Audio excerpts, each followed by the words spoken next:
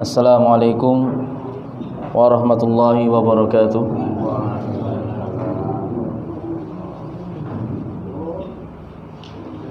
Alhamdulillah ala ihsanih wa syukru lahu ala taufiqihi wa amtinanih. Asyhadu an la ilaha illallah wahdahu la syarika lah ta'ziman li sya'nih wa asyhadu anna Muhammadan abduhu wa rasuluhu ad-da'i ila ridwanih sallallahu alaihi wa ala alihi wa ashabihi wa ikhwanih. Amma ba'd. Jamaah sekalian yang saya hormati dan saya muliakan, rahimani wa rahimakumullah.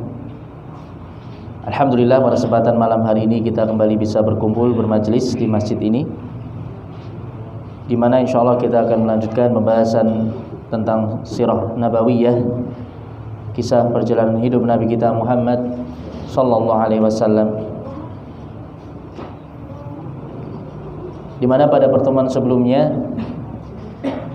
kita sudah selesai dari fase atau dari pembahasan seputar perang Ahzab dan juga perang Bani Quraidah, yang dengannya kaum muslimin telah mampu melewati fase yang pertama dalam penyebaran agama Islam, yaitu fase penegakan daulah Islamiyah, yaitu fase di mana kaum muslimin mulai membangun negeri Islam di kota Madinah, hingga akhirnya kaum muslimin bisa mempertahankan kota Madinah dari serangan pasukan gabungan dari berbagai penjuru jazirah Arab. Maka sebagaimana pada pertemuan sebelumnya sudah kami sampaikan bahwasanya ini merupakan titik awal dari fase berikutnya yang akan dijalani oleh kaum muslimin, yaitu fase penyebaran agama Islam dan juga fase penaklukan berbagai negeri sehingga tersebarlah agama Islam. Jadi masya Allah jamaah sekalian rahimani wa rahimakumullah, tentunya dengan ujian yang berat. Ketika ujian berat tersebut mampu dilampaui oleh kaum muslimin, maka akan ada kebaikan yang sangat besar di balik semua itu. Maka setelah kaum muslimin mengalami ujian yang terberat pada perang Ahzab dan mereka mampu melampauinya dengan keimanan, dengan keyakinan kepada Allah Subhanahu wa taala, dengan penuh tawakal, bergantung hanya kepada Allah Subhanahu wa taala, maka akhirnya kemudian Allah Subhanahu wa taala menjadikan kaum muslimin semakin disegani oleh musuh-musuhnya. Jadilah Islam semakin terdengar gaungnya di seluruh jazirah Arab. Bahkan mulai terdengar di luar jazirah Arab. Akhirnya kota Madinah dikenal sebagai pusatnya kaum muslimin. Semakin dikenallah nama Nabi kita Muhammad sallallahu alaihi wasallam.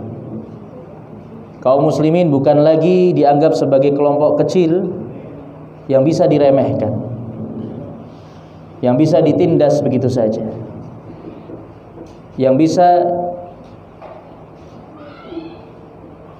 dijadikan sebagai sasaran untuk hinaan, celaan, siksaan dan yang lainnya. Maka setelahnya Allah Subhanahu wa taala memuliakan para hambanya. Allah Subhanahu wa taala memuliakan Islam dan kaum muslimin. Maka ini jamaah sekalian rahimani wa rahimakumullah, di balik setiap musibah pasti ada kebaikan dari Allah Subhanahu wa taala. Yaitu bahkan tidak mampu kita hitung jumlahnya. Tidak mampu kita gambarkan dengan kata-kata. Semua kebaikan, hikmah yang Allah Subhanahu wa taala tetapkan di balik setiap musibah, di balik setiap ujian. Maka kita harus senantiasa ingat firman Allah Subhanahu wa taala, "Inna ma'al usri yusran." Sesungguhnya di balik kesulitan akan ada kemudahan. Di balik setiap kesulitan pasti akan ada kemudahan. Dan tiap kali semakin berat ujian yang kita alami, semakin terasa sempit cobaan yang Allah Subhanahu wa taala berikan kepada kita, maka hakikatnya pertolongan Allah semakin dekat dengan kita. Asalkan kita terus bersabar dan terus bertawakal kepada Allah Subhanahu wa taala. Dan ini bisa kita lihat dari kisah Rasulullah sallallahu alaihi wasallam bersama para sahabatnya. Maka hendaknya kita mengambil pelajaran dari semua ini, karena tujuan kita mempelajari sirah nabawiyah, kisah perjalanan hidup Nabi kita Muhammad sallallahu alaihi wasallam, tidak hanya sekedar sebagai informasi atau hanya sekedar pengetahuan bagi kita semua. Tapi yang lebih penting dibandingkan itu adalah bagaimana kita bisa menjadikan semua itu sebagai pelajaran bagi kita. Kita ambil hikmahnya, kita ambil pelajarannya. Kemudian kita berupaya untuk mencontoh mereka, menjadikan mereka sebagai teladan kita, agar kemuliaan dan kejayaan yang mereka peroleh bisa kembali Allah Subhanahu wa taala berikan kepada kaum muslimin di zaman sekarang ini. Maka sebagaimana disebutkan oleh seorang ulama, Muhammad ibnu Sirin, dalam muqaddimah Sahih Muslim, beliau mengatakan la yuslihu hadhil ummah illa bima saluha bihi awwaluha. Tidaklah akan bisa memperbaiki umat ini, umat Islam saat ini, kecuali dengan apa yang telah menjadikan baik generasi awalnya, generasi para sahabat ridwanullah alaihim ajma'in. Maka jamaah sekalian rahimani wa rahimakumullah, sebelum kita lanjut pada pembahasan selanjutnya terkait dengan beberapa peristiwa setelah perang Ahzab, di sini saya akan membacakan satu poin faidah yang sangat bagus untuk kita ketahui dan sangat-sangat penting untuk kita ingat-ingat. Dan ini saya bacakan dari faidah yang disebutkan oleh Al-Ustadz Firanda hafizahullah ta'ala. Beliau menyebutkan, jadi beliau setiap selesai satu bab, beliau menyebutkan faidah-faidah, disimpulkan faidah-faidah yang bisa kita ambil dari pembahasan tersebut. Ini saya ambilkan salah satunya, dan ini diantara faidah yang terpenting yang beliau sebutkan di sini. Beliau menyampaikan betapa seringnya pertolongan Allah Subhanahu wa taala datang di saat-saat genting, dan Allah Subhanahu wa taala tidak datangkan sejak awal. Padahal Allah mampu untuk menurunkan pertolongannya sejak awal kita tertimpa musibah, tapi Allah tunda pertolongan tersebut. Dan seringnya Allah baru menurunkan pertolongannya di saat genting-gentingnya, di saat sulit-sulitnya, di saat puncaknya musibah. Apa hikmahnya jamaah sekalian rahimani wa rahimakumullah? Di antara hikmahnya adalah agar kaum muslimin diuji dengan ujian, sehingga iman mereka semakin bertambah. Inilah hikmah dari ujian Allah Subhanahu wa taala yang Allah berikan kepada kita. Hakikatnya untuk menambah keimanan kita. Untuk menambah keimanan seorang hamba agar dia semakin yakin kepada Allah Subhanahu wa taala. Itu tujuannya. Bukan justru untuk menyurutkan keimanan kita. Oleh karenanya dalam sebuah hadis Rasulullah mengatakan, "Innallaha idza ahabba qauman yusib minhum." Subhanallah. Allah Subhanahu wa taala apabila mencintai suatu kaum, Allah akan timpakan musibah kepada mereka. Allah akan berikan ujian kepada mereka. Dalam lafaz yang lainnya, ibtalahum. Innallaha idza ahabba qauman ibtalahum. Allah Subhanahu wa taala ketika mencintai suatu kaum, Allah akan beri ujian kepada mereka. Maka kita sebagai orang-orang yang beriman, kita tidak akan pernah luput dari ujian dan cobaan dari Allah Subhanahu wa taala. Karena inilah hakikat kehidupan kita. Hakikat kehidupan kita di dunia ini adalah darul bala, darul imtihan. Negeri cobaan, negeri ujian. Kita ini tiap harinya diuji. Bapak Ibu sekalian, saudara-saudaraku sekalian rahimani wa rahimakumullah. Kita ini tiap harinya diuji oleh Allah Subhanahu wa taala. Dan kita harus siap. Tiap saat kita diuji, kita harus siap. Oleh karenanya kita harus senantiasa istiqomah di atas ketaatan. Kita harus senantiasa menjaga keimanan kita supaya kita punya bekal yang cukup, kita punya materi yang cukup ketika kita menghadapi ujian. Kita punya bekal yang cukup ketika Allah Subhanahu wa taala memberikan ujian kepada kita. Kemudian beliau lanjutkan, ketika seseorang dalam kondisi nyaman lalu mendapatkan pertolongan, atau mungkin di awal-awal ujian menimpanya, di awal-awal dia mendapatkan suatu kesulitan, kemudian langsung Allah berikan pertolongan, terkadang ia tidak sadar bahwasanya itu adalah pertolongan dari Allah Subhanahu wa taala. Perhatikan ucapan beliau ini. Karena seringnya ketika kita dalam keadaan kondisi lapang, kita lupa bahwasanya yang memberikan kelapangan tersebut adalah Allah Subhanahu wa taala. Yang memberikan semua kemudahan yang kita rasakan. Yang memberikan semua kenikmatan yang kita rasakan. Yang memberikan semua kemudahan-kemudahan, kelapangan dan nikmat-nikmat yang bisa kita rasakan itu adalah Allah Subhanahu wa taala. Subhanallah. Sehingga ketika kita ditimpa suatu kesulitan, baru kita merasakan, baru di awal kesulitan itu menimpa kita, kemudian turun pertolongan dari Allah, kurang berkesan bagi kita. Bahkan seringnya kita tidak sadar ini pertolongan dari Allah. Inilah hikmahnya jemaah. Bahkan sering seseorang mengaitkan keberhasilannya dan keselamatannya dengan sebab-sebab yang dia miliki. Oh, ini karena kepintaran saya. Oh, ini karena kemampuan saya. Oh, ini karena keilihian saya. Oh, ini karena saya berhati-hati.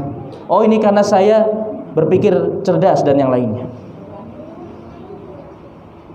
Dia lupa bahwasanya itu merupakan pertolongan dari Allah Subhanahu wa taala. Dia tidak sadar bahwasanya itu pertolongan dari Allah Subhanahu wa taala. Dan melupakan penentu akibat, yaitu Allah Subhanahu wa taala. Dia hanya bergantung kepada sebab, kepada kemampuan dirinya, atau kepada pertolongan dari makhluk, pertolongan dari manusia. Dia lupa akan semua, atau dia lupa Allah Subhanahu wa taala yang telah menetapkan semua yang menimpa dirinya, semua yang dia alami. Sebab-sebab yang dia tempuh, yang dia lakukan, yang dia upayakan, itu semua tidak akan terwujud hasilnya tanpa ketetapan dari Allah Subhanahu wa taala, tanpa pertolongan dari Allah Subhanahu wa taala. Akan tetapi ketika semua sebab yang dikerahkan tidak kunjung mendatangkan hasil, semua upaya sudah dia lakukan. Ketika dia mengalami suatu masalah, semua cara sudah dia coba, maka seakan-akan sudah tidak ada lagi jalan keluar. Tinggallah ketika itu dia bergantung hanya kepada Allah Subhanahu wa taala. Dia pasrah, ya Allah, hanya Engkau yang bisa memberikan pertolongan kepada hamba. Ketika itulah jemaah, di saat itulah kemudian lalu tiba-tiba datanglah pertolongan di luar segala pemikirannya, di luar segala perkiraannya. Maka seorang pun akan sadar bahwa itu semata-mata karunia dari Allah Subhanahu wa taala. Jadi Masya Allah, saya ketika membaca faidah ini luar biasa. Inilah hikmah yang sangat-sangat agung di balik Allah Subhanahu wa taala memberikan pertolongan kepada seorang hamba di saat paling genting, di saat yang paling sempit. Ketika hamba tersebut benar-benar kepepet, benar-benar terdesak, benar-benar dia sudah tidak lagi memikirkan makhluk, dia sudah tidak lagi merasa bahwasanya ada yang bisa menolongnya. Di antara sekian banyak manusia, dia tidak akan lagi memikirkan ada yang bisa menolongnya. Kemudian dia hanya tinggal mengharapkan pertolongan dari Allah Subhanahu wa taala. Ketika itulah pertolongan Allah akan turun. Maka ini harus kita jadikan sebagai petuah dalam hidup kita, jamaah sekalian rahimani wa rahimakumullah, agar semua ujian dan cobaan yang Allah Subhanahu wa taala berikan kepada kita bisa kita lampaui dengan baik. Dengannya kita bisa menambah atau bisa bertambah keimanan kita, bisa bertambah keyakinan kita kepada Allah Subhanahu wa taala, dan tentunya kita akan bisa mendapatkan pahala yang besar di sisi Allah Subhanahu wa taala ketika kita bisa bersabar dan melampaui setiap ujian yang Allah berikan kepada kita. Maka itu di antara hikmah yang paling utama, yang paling berharga yang bisa kita petik dari peristiwa perang Ahzab. Kemudian jamaah sekalian rahimani wa rahimakumullah, kita akan sebutkan beberapa peristiwa berikutnya setelah kaum muslimin berhasil mempertahankan kota Madinah. Kemudian kaum muslimin bisa memberikan hukuman yang setimpal kepada orang-orang Yahudi Bani Quraidah. Sekarang giliran kaum muslimin yang melakukan berbagai macam misi-misi militer, ya, berbagai macam pergerakan militer untuk semakin menampakkan kekuatan Islam dan kaum muslimin. Maka ini kita mulai masuk pada fase penyebaran dan penaklukan. Fase penyebaran Islam dan penaklukan berbagai negeri-negeri.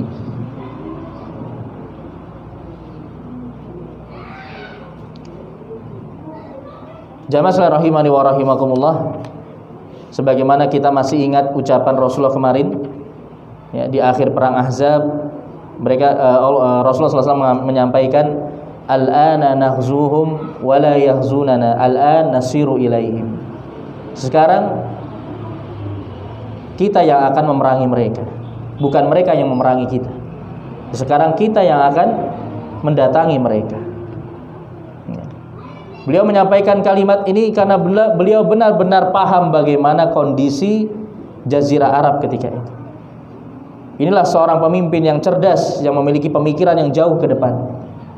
Nabi kita Muhammad sallallahu alaihi wasallam, beliau adalah seorang pemimpin yang terbaik, seorang pemimpin yang memiliki pemikiran yang paling bijak, yang paling cemerlang, yang paling cerdas.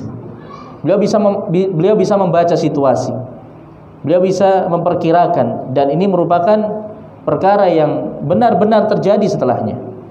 Apa yang beliau sebutkan di sini, bahwasanya kaum musyrikin dan kaum musyrikin dari kalangan Quraisy maupun kabilah-kabilah Arab yang lainnya, mereka sudah tidak lagi berani menyerang kota Madinah. Mereka sudah tidak lagi berani menyerang kaum muslimin. Yang ada adalah setelahnya kaum muslimin lah yang mendatangi mereka, yang memberikan pelajaran kepada mereka. Maka di sini setelah perang Ahzab, Rasulullah SAW mengirim berbagai pasukan untuk memberikan pelajaran kepada kabilah-kabilah Arab yang sebelumnya menyerang kaum muslimin, terutama yang mereka ikut ke dalam pasukan gabungan. Ya, ikut ke dalam pasukan gabungan. Tapi di sini penulis terlebih dahulu menyebutkan peristiwa Maqtalu Abi Rafi' Salam ibnu Abil Huqaiq, terbunuhnya seorang bernama Abu Rafi' Salam ibnu Abil Huqaiq. Walaupun sebenarnya kalau urutan peristiwanya ini terjadi setelah peristiwa, nanti ada kita sebutkan peristiwa masuk Islamnya Thumamah ibnu Utsal. Jadi ada kisah yang luar biasa terkait dengan Thumamah ibnu Utsal. Kemudian juga setelah terjadinya perang melawan Bani Lihyan. Ya, nanti akan kita sebutkan setelah ini. Tapi penulis di sini beliau menyebutkan terlebih dahulu peristiwa terbunuhnya seorang bernama Abu Rafi' Salam ibnu Abil Huqaiq. Jadi di sini jamaah sekalian rahimani wa rahimakumullah. Siapa dia? Maka beliau sebutkan di sini, huwa tajirun ahlul Hijaz wa ra'isu Yahudi Khaybar. Dia adalah pedagang besar negeri Hijaz. Ini seorang konglomerat, pedagang yang kaya di negeri Hijaz. Hijaz itu mencakup Mekah, Madinah, Taif saat ini. Itu namanya wilayah Hijaz. Dan dia merupakan pemimpin Yahudi Khaybar. Pemimpin Yahudi wilayah Khaybar. Nanti kita akan lewati kisah penaklukan kota Khaybar nanti. Ya, kota Khaybar ini merupakan benteng terakhir orang-orang Yahudi. Ya. Ini benteng terakhir orang-orang Yahudi di Jazirah Arab. Ini wilayah Khaybar nih. Jadi setelah Yahudi Bani Nadir, Yahudi Bani Qainuqa diusir dari kota Madinah, mereka tinggalnya di Khaybar ini. Ya. Adapun Yahudi Bani Quraidah kan kemarin dibantai di kota Madinah karena mereka telah melanggar perjanjian dengan kaum muslimin. Jadi Khaybar ini merupakan pusatnya orang-orang Yahudi. Dan pemimpinnya adalah bernama Abu Rafi' Salam ibnu Abil Huqaiq. Dan ini dia merupakan salah satu orang Yahudi, salah satu tokoh Yahudi yang sebelumnya dialah yang menyulut semangat dan mendorong kabilah Arab dari orang-orang Quraisy dan yang lainnya untuk bergabung menyerang kota Madinah. Jadi ini temannya Huyai bin Akhtab kemarin yang sudah dieksekusi mati. Ini Abu Rafi' Salam ibnu Abil Huqaiq. Maka kemudian Rasulullah SAW mengirim 5 orang sahabat dalam misi pembunuhan Abu Rafi'. Ya, pembunuhan rahasia. Ya, Masya Allah. Ini pembunuhan dengan strategi, enggak menyerang langsung, Pak. Hanya 5 orang soalnya. 5 orang dikirim menuju Khaybar. Itu sarangnya ular di situ. Ya. Sarangnya orang-orang Yahudi di situ. Hanya dikirim 5 orang untuk membunuh pemimpinnya. Ini butuh strategi tentunya. Ya, butuh siasat. Ya. Inilah misi pembunuhan terhadap Abu Rafi'. Ya, karena ini dia bahaya sudah sangat-sangat besar terhadap Islam dan kaum muslimin. Makanya dia harus segera dihabisi. Maka muncullah 5 orang dari kalangan Khazraj, 5 sahabat dari kalangan kabilah Khazraj. Ya. Mereka bersedia untuk dikirim dalam misi pembunuhan Abu Rafi', supaya mereka ikut mendapatkan kemuliaan. Ya, supaya mereka bisa mendapatkan kemuliaan sebagaimana kemuliaan yang pernah didapatkan kabilah Aus ketika mereka bisa membunuh seorang Yahudi bernama Ka'ab ibnul Ashraf. Ya, jenengan masih ingat Ka'ab ibnul Ashraf? Ka'ab ibnul Ashraf ini merupakan termasuk tokoh Yahudi yang dahulu dibunuh setelah peristiwa perang Badar. Ya. Jadi setelah peristiwa perang Badar, Ka'ab ibnul Ashraf ini dia senantiasa mengejek-ejek kaum muslimin, menghina, mencaci kaum muslimin dengan ucapan-ucapannya. Dan dia kemudian juga mendatangi orang-orang kafir Quraisy supaya membangkitkan semangat mereka kembali untuk menghadapi kaum muslimin. Ini Ka'ab bin Ashraf, kemudian Allah utus beberapa sahabat dari kalangan Aus untuk membunuhnya. Ya, dulu sudah kita lewati kisahnya. Nah, ini para sahabat dari kalangan Khazraj, mereka ingin mendapatkan kemuliaan yang serupa. Mereka ingin gantian membunuh salah satu tokoh Yahudi bernama Abu Rafi' dari Salam ibnu Abil Huqaiq. Akhirnya sampailah mereka di Khaybar. Ya, sampailah mereka di Khaybar. Kemudian pemimpin mereka bernama Abdullah ibnu Atiq. Jadi pemimpin 5 orang sahabat ini bernama Abdullah ibnu Atiq. Dia memerintahkan kepada pasukannya, berarti cuma 5 orang ya Bang, pemimpinnya 1, pasukannya cuma 4 ya.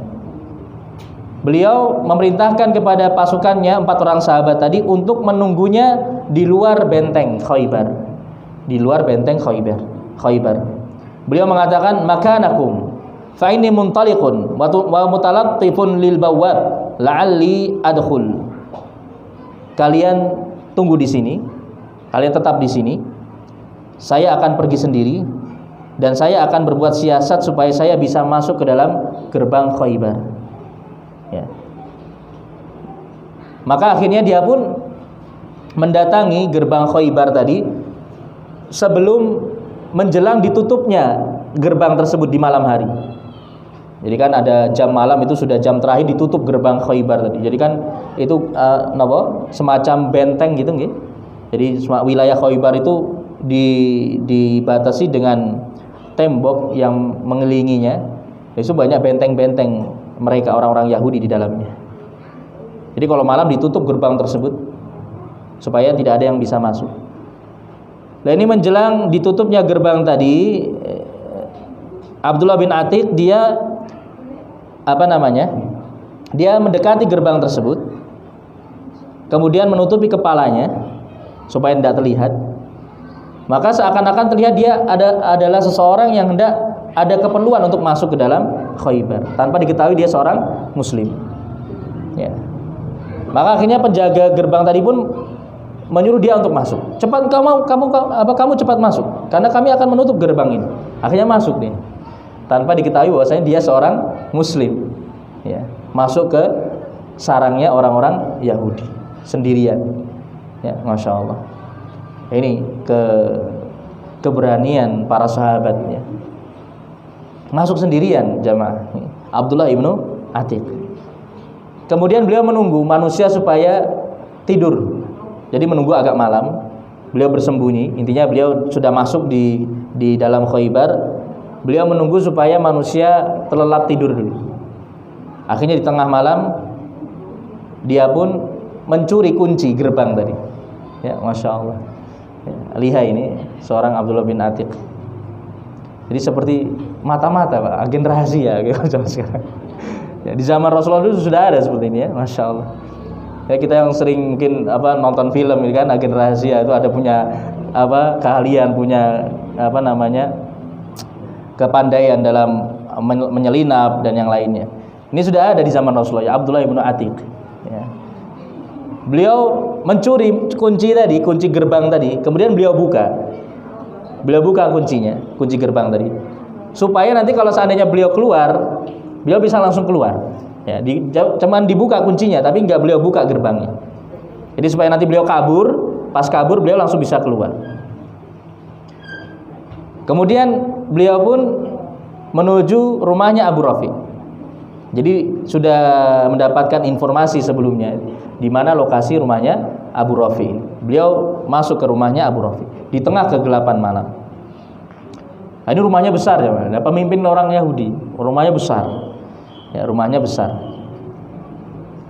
Dan tentunya namanya rumah pemimpin ya bisa kelihatan ya perbedaannya antara rumah pemimpin dengan rakyat biasa. Jadi sudah bisa dibedakan. Ini rumahnya di antara rumah yang paling besar di Khaybar ketika ini. Akhirnya Abu Rafi masuk ya, dengan lihainya masuk, menyelinap masuk, dan tiap kali memasuki suatu pintu kemudian beliau kunci dari dalam pintu tersebut. Ya, tiap kali masuk pintu beliau kunci dari dalam supaya nanti kalau misalnya ketahuan orang dari luar tidak bisa segera masuk. Ya. Ini pintarnya seorang Abdullah bin Atiq ketika itu. Dan beliau sangat berani ya, masuk sendirian. Kemudian ketika beliau sudah semakin masuk ke dalam rumahnya Abu Rafi, beliau bingung karena keadaannya gelap gulita, ya, nggak ada penerangan ketika itu. Sedangkan beliau tidak tahu di mana posisi Abu Rafi di dalam rumah tadi. Akhirnya beliau berteriak, "Ya Abu Rafi!" Di dalam rumah tadi dia berteriak, nggak kelihatan, ya, situasinya gelap. "Ya Abu Rafi, wahai Abu Rafi!" Beliau teriak seperti itu di dalam rumah. Akhirnya kemudian terdengar suara ada orang yang datang. Oh, ini berarti Abu Rafi. Ya. Maka kemudian Abdullah bin Atik pun berupaya untuk menyabetkan pedang. Ya, karena kan orang yang datang tadi mendatangi sumber suaranya, mendatangi Abdullah bin Atik. Ya. Dan dia yakin ini Abu Rafi. Kemudian dia menyabetkan pedang, tapi qadarullah meleset. Ya, qadarullah meleset. Karena saking gelapnya ketika itu. Qadarullah meleset. Kemudian dengan lihainya Abdullah bin Atik merubah strategi. Dia tahu targetnya belum berhasil dia bunuh. Akhirnya dia pura-pura keluar rumah. Ya, kemudian masuk lagi. Seakan-akan dia orang yang ingin membantu Abu Rafi ini.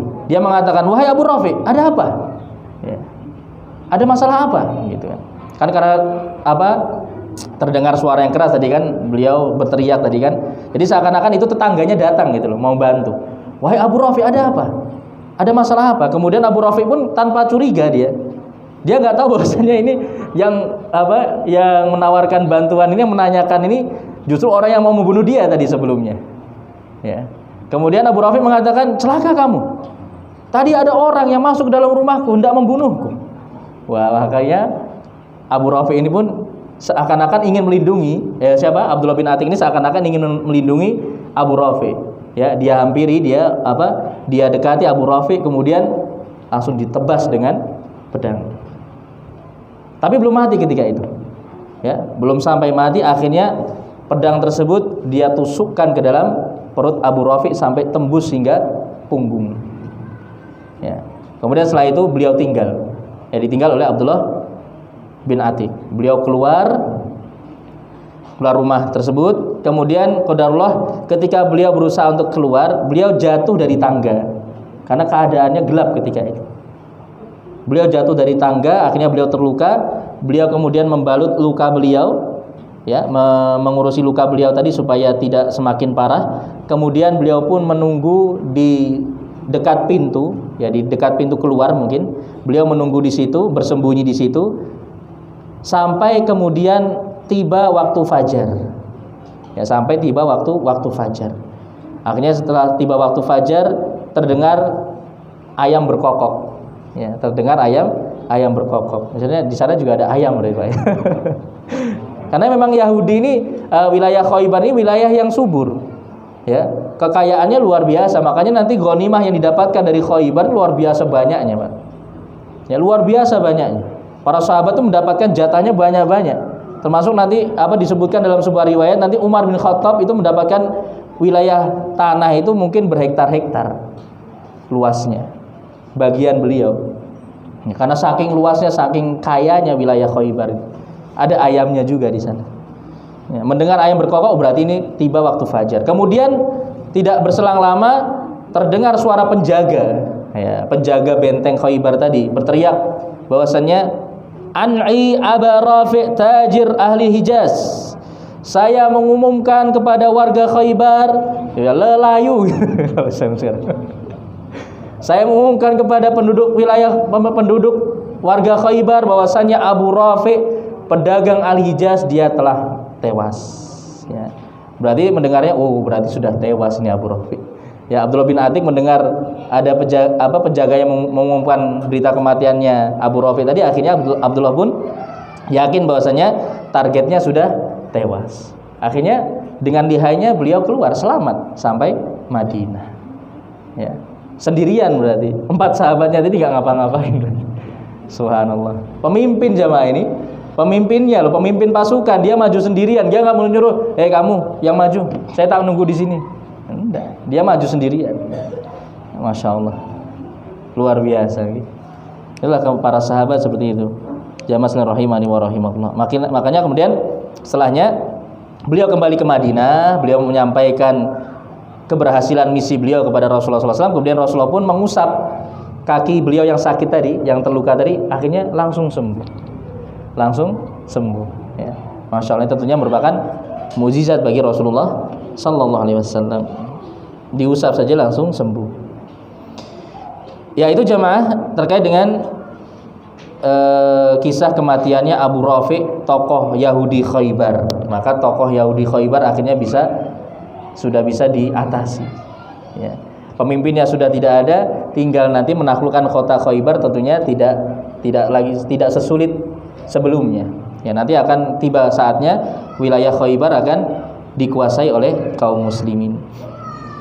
Kemudian berikutnya, peristiwa ini terjadi, disebutkan oleh para ulama, disebutkan dalam bukunya Ustadz Firanda ini, terjadi di bulan Ramadan, ya, bulan Ramadan tahun ke-6 Hijriah.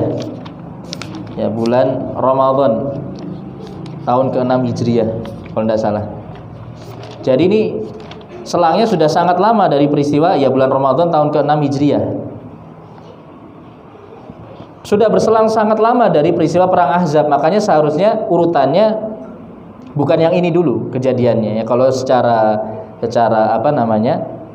istilahnya timelinenya ya, secara urutan waktunya ini seharusnya nanti di belakang dapat disebutkan terakhir nanti, tapi beliau sebutkan dahulu, maka kita baca terlebih dahulu, tidak apa-apa.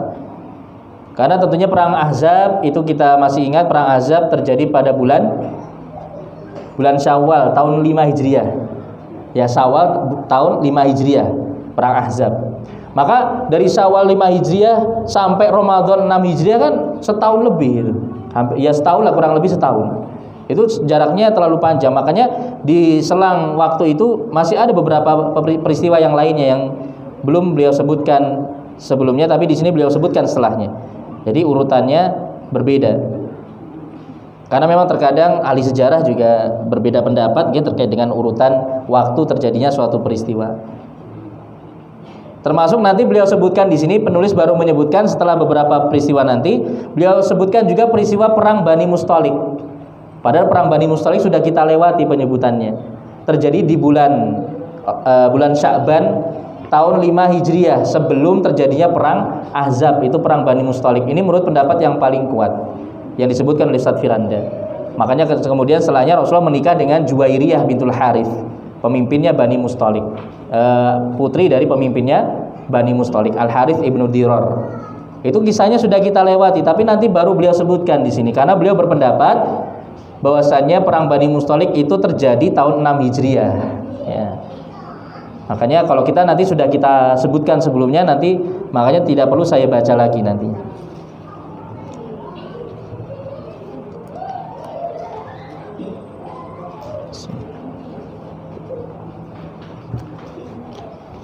Kemudian jamaah sekalian rahimani wa rahimakumullah, kita akan masuk pada kisah berikutnya, dan ini kisah yang tidak kalah menariknya, yaitu tentang Asru Thumamah ibnu Uthal Sayyidul Yamamah. Ditawannya seseorang bernama Thumamah ibnu Uthal, pemimpin negeri Yamamah. Pemimpin negeri Yamamah.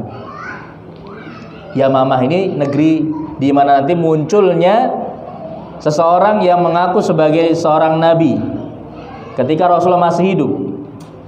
Siapa namanya, Pak? Musailamah Al-Kadzdzab. Dan nanti ada hubungannya dengan Thumamah. Ya, ada hubungannya dengan Thumamah. Cuman Musailamah ini belum menampakkan diri. Saat itu belum menampakkan diri. Nanti menampakkan dirinya, nanti kita akan lewati kisahnya insyaallah. Nah, di sini disebutkan bahwasannya Thumamah merupakan salah satu orang yang paling besar kebenciannya kepada Rasulullah SAW. Salah satu orang yang paling benci kepada Rasulullah. Beliau merupakan pemimpin Bani Hanifah. Bani Hanifah ini yang menempati wilayah Yamamah itu. Ini masih sekitar Najd. Najd itu kalau sekarang ya masuknya Riyadh nih Pak. Wilayah Riyadh itu dulunya Najd.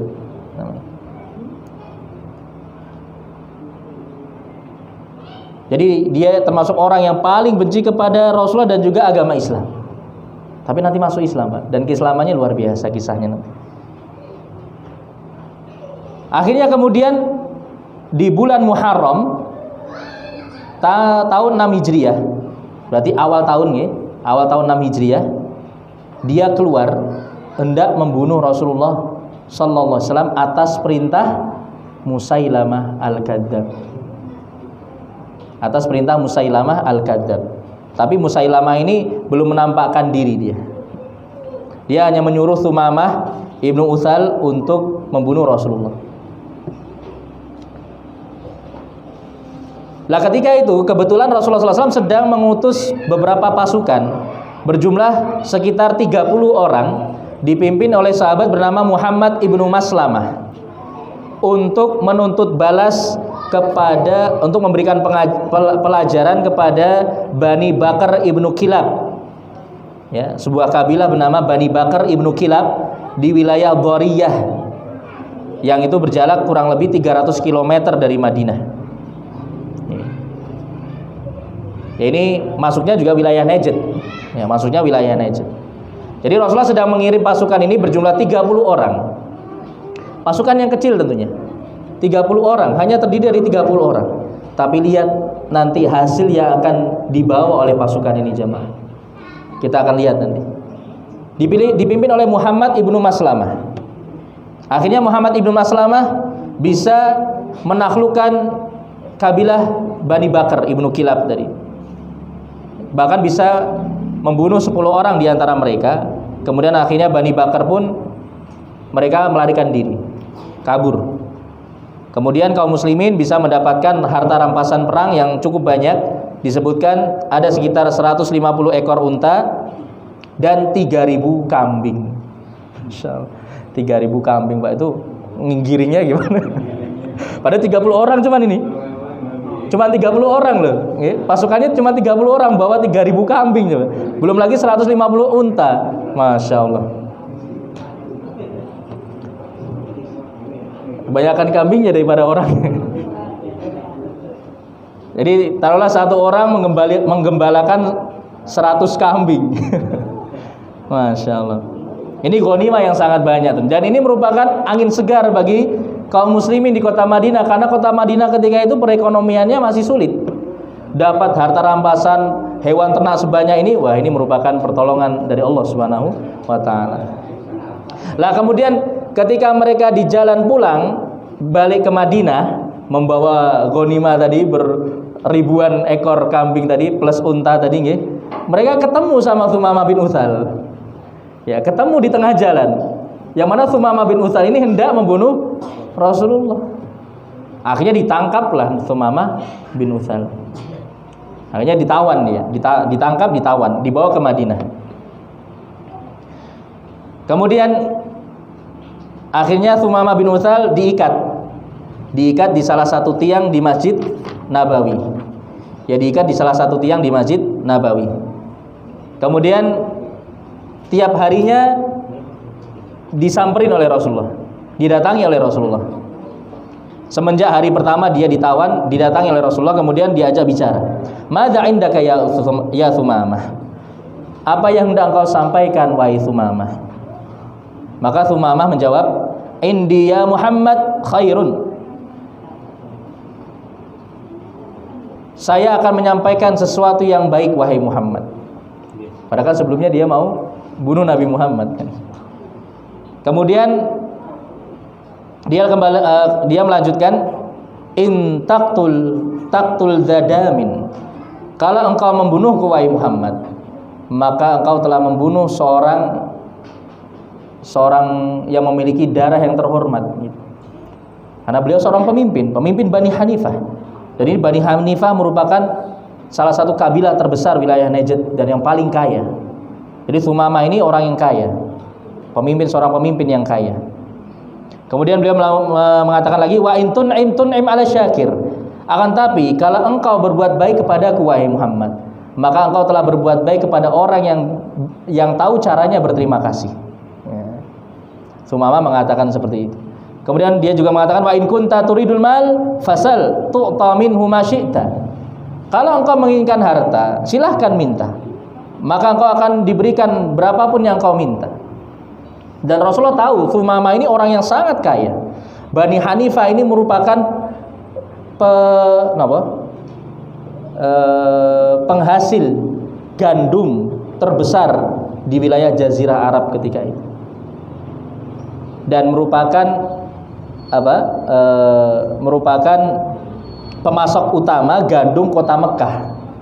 Ini wilayah Yamamah ini. Maka ini seorang pedagang yang kaya raya Sumamah ini, dan juga seorang pemimpin tentunya. Maka Rasulullah tahu ini sebenarnya kesempatan untuk mendapatkan harta yang banyak, tapi beliau tidak mengindahkan permintaan tersebut, tidak mengindahkan tawaran dari Sumamah tadi. Akhirnya terus berlangsung sampai 3 hari. Hari kedua beliau mendatangi Sumamah, masih disampaikan hal yang sama oleh Sumamah. Dia menyampaikan ucapan yang sama, menawarkan penawaran kepada Rasulullah. Rasulullah tetap tidak menggubrisnya sampai hari ketiga. Hingga setelah hari ketiga Rasulullah pun memerintahkan Sumamah untuk dibebaskan. Nah, kenapa Rasulullah SAW memutuskan untuk membebaskan seorang Sumamah ibnu Utsal, seorang tawanan yang sangat berharga ketika itu? Bisa saja Rasulullah meminta tebusan yang besar dari Bani Hanifah untuk menebus Sumamah. Akhirnya penduduk Madinah kembali mendapatkan pasokan makanan atau harta untuk bisa berjalan kegiatan ekonomi di kota Madinah. Tapi Rasulullah SAW lebih memilih untuk membebaskannya, karena beliau melihat bahwasanya Sumamah sudah memiliki ketertarikan untuk masuk Islam. Sekarang kita bayangkan jamaah, sedikit lagi nih. Kita bayangkan Sumamah diikat di dalam tiang Masjid Nabawi. Semenjak hari pertama dia melihat bagaimana aktivitas kaum muslimin di Masjid Nabawi, bagaimana kaum muslimin berinteraksi antara satu dengan yang lainnya, bagaimana ibadah mereka, bagaimana akhlak mereka. Ya. Apalagi di situ Rasulullah yang ngimami, mendengar bacaan Al-Qur'annya Rasulullah SAW, mendengar tiap wejangan kajian yang disampaikan oleh Rasulullah kepada para sahabatnya. Tiap hari dengar majelis taklim. Ya, selama 3 hari mendengarkan majelis taklimnya Rasulullah walaupun dalam keadaan terikat. Akhirnya mulai muncul ketertarikan dari Sumamah ibnu Utsal untuk masuk Islam. Rasulullah mengetahui hal tersebut. Rasulullah bisa membaca hal tersebut. Sekali lagi, masya Allah ya, Rasulullah beliau merupakan sosok manusia yang luar biasa, kecerdasan luar biasa, kebijakan yang luar biasa. Karena di hari kedua dan hari ketiga itu sudah berbeda sebenarnya jawaban dari Sumamah ketika ditanya. Yang sebelumnya kan dia menyampaikan, kalau engkau membunuhku wahai Muhammad, engkau telah membunuh seorang pemimpin. Tapi di hari yang kedua yang dia dahulukan adalah tawaran, kalau engkau berbuat baik kepadaku, maka engkau telah berbuat baik kepada orang yang tahu caranya berterima kasih. Di hari yang kedua dan ketiga itu yang dia sampaikan terlebih dahulu. Berarti Rasulullah bisa membaca dia memiliki keinginan untuk dibebaskan, dan Rasulullah berharap setelah dibebaskan dia masuk Islam. Dan ternyata benar jamaah, setelah dibebaskan Sumamah ibnu Utsal dibebaskan tanpa tebusan, gratis. Beliau langsung keluar dari Masjid Nabawi, tapi bukan kembali ke negerinya. Beliau mencari sumur terdekat di Masjid Nabawi, beliau mandi di situ. Kemudian datang kepada Rasulullah menyatakan keislamannya. Subhanallah, masya Allah, menyatakan keislamannya jamaah. Padahal ketika itu dia bisa langsung kembali ke negerinya. Lah kenapa kok Sumamah tidak menyatakan keislamannya sejak awal ketika dia masih diikat di tiang Masjid Nabawi? Karena bisa saja dia ingin menjelaskan atau ingin menunjukkan bahwasanya dia masuk Islam bukan karena terpaksa, bukan karena dia ingin nyari selamat, tapi dia benar-benar ingin masuk Islam karena dia yakin bahwasanya agama Islam adalah agama yang benar. Makanya ketika dia sudah dibebaskan, dia sudah bisa kembali ke negeri asalnya, dia langsung masuk Islam, mengumumkan keislamannya di hadapan Rasulullah SAW. Dan apa ucapan beliau ketika beliau menyatakan keislamannya, beliau menyampaikan kepada Rasulullah sallallahu alaihi wasallam, "Wallahi ma kana 'ala dhahril ard min wajhin abghadha ilayya min wajhik." Wahai Rasulullah, demi Allah, sebelumnya tidak ada wajah seorang manusia yang paling aku benci dibandingkan wajahmu. Subhanallah. Faqad asbaha wajhuka ahabbal wujuh ilayya. Sekarang wajahmu adalah wajah yang paling aku cintai di dunia ini. Kemudian berikutnya, wa wallahi ma kana ala wajhil ard min dinin abghadha ilayya min dinik faqad asbaha dinuka ahabbal adyan ilayya. Dan sebelumnya demi Allah, tidak ada satupun agama yang lebih aku benci dibandingkan agamamu. Tapi sekarang agamamu adalah agama yang paling aku cintai. Allahu akbar. Lihat jamaah sekalian rahimani wa rahimallah. Luar biasa. Akhirnya kemudian setelahnya beliau pun meminta izin kepada Rasulullah untuk berumrah. Langsung melaksanakan umrah. Karena memang awalnya awal niatnya dia setelah membunuh Rasulullah dia ingin berumrah. Tapi ternyata Allah berkehendak lain. Allah menetapkan lain, Allah beri dia hidayah. Masuk Islam, kemudian melaksanakan umrah. Akhirnya setelah melaksanakan umrah, dia pun kembali ke negerinya. Mungkin menyampaikan Islam ke negerinya. Subhanallah. Nah, di sini jamaah sekalian rahimani wa rahimakumullah, terakhir ya saya sebutkan di sini. Terakhir Pak ini, karena tanggung ya. Tadi saya sebutkan bahwasanya Yamamah ini merupakan pemasok gandum utama kota Mekah. Maka setelah Thumamah masuk Islam, dia mengatakan ketika dia sampai di kota Mekah ya, ketika melaksanakan umrah, orang-orang Quraisy sudah tahu dia masuk Islam. Maka diejek, dihinakan dia. Kamu kenapa murtad dari agamamu? Kenapa kamu mengikuti Muhammad? Akhirnya kemudian Thumamah mengatakan, wallahi, demi Allah, la ya'tikum minal yamamah habbatu hintah hatta ya'dzana fiha Rasulullah sallallahu alaihi wasallam. Demi Allah, tidak ada satupun biji gandum yang akan datang ke kota Mekah dari Yamamah sampai Rasulullah mengizinkannya. Akhirnya setelah itu diembargo, diboikot kota Makkah, tidak dipasok gandum dari Yamamah. Akhirnya mereka kesulitan. Akhirnya setelah beberapa lama, karena ini berkaitan dengan kelangsungan kehidupan mereka, ya, gandum itu merupakan makanan pokok mereka. Gak ada gandum kayak kita gak ada beras, Pak. Repot akhirnya mereka pun, orang-orang kafir Quraisy ini melakukan suatu perbuatan yang ini sebenarnya sangat-sangat tidak ingin mereka lakukan. Mengirim surat ke Rasulullah, mengiba kepada Rasulullah, merendah di hadapan Rasulullah. Padahal sebelumnya mereka yang menyerang kota Madinah di perang Ahzab, meminta kepada Rasulullah dengan mengatasnamakan kekerabatan dengan Rasulullah, bahwa saya tolong izinkan Thumamah untuk mengirimkan kembali gandum ke kota Mekah. Apa yang dilakukan Rasulullah? Rasulullah mengizinkannya. Allahu Akbar. Rasulullah mengizinkannya jemaah. Padahal orang-orang kafir Quraisy ini musuh utama beliau, musuh utama dakwah beliau semenjak awal beliau berdakwah. Lihat bagaimana tingginya akhlak Nabi kita Muhammad sallallahu alaihi wasallam. Tapi mungkin sampai di sini dulu penjelasan kita pada kesempatan malam hari ini. Masya Allah, kalau kita bahas kisah-kisah perjalanan hidup Nabi kita Muhammad SAW, banyak sekali pelajaran-pelajaran bisa kita ambil. Dan insya Allah nanti akan kita lanjutkan pada pertemuan berikutnya, masih peristiwa-peristiwa selanjutnya setelah perang Ahzab. Semoga Allah Subhanahu Wa Taala memberikan taufiknya kepada kita semua, agar kita bisa mengamalkan ilmu yang telah kita pelajari. Alhamdulillahirabbil alamin. Wassallallahu wasallam ala nabiyyina Muhammadin wa ala alihi wa ashabihi ajmain. Subhanakallahumma bihamdika asyhadu an la ilaha illa anta astaghfiruka wa atubu ilaik. Assalamualaikum warahmatullahi wabarakatuh.